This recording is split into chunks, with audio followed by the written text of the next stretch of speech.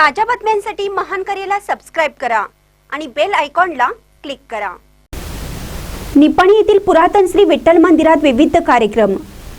निपाणी येथील पुरातन श्री विठ्ठल मंदिर येथे सालाबादप्रमाणे आषाढी एकादशी निमित्त विविध कार्यक्रमाचे आयोजन करण्यात आले होते।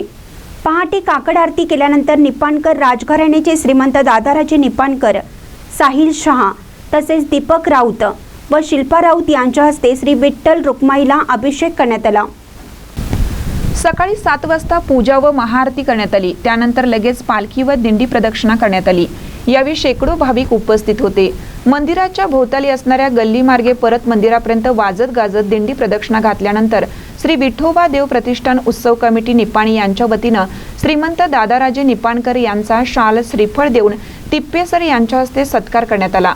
दिवसभर मंदिरात भक्तांची गर्दी होती। खिचडी व केळीचा प्रसाद यावेळी भक्तांना वाटप करण्यात आला। येत्या 30 जुलै ते 6 ऑगस्ट या कालावधीमध्ये अखंड हरिनाम सप्ताह व ग्रंथराज श्री ज्ञानेश्वरी पारायण सोहळा आयोजित करण्यात आला आहे।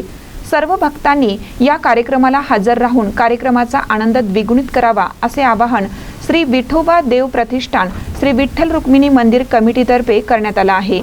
यावेळी कमिटीचे पदाधिकारी, सदस्य, भाविक मोठ्या संख्येने उपस्थित होते। महानकर न्यूजसाठी गौतम जाधव, निपाणी।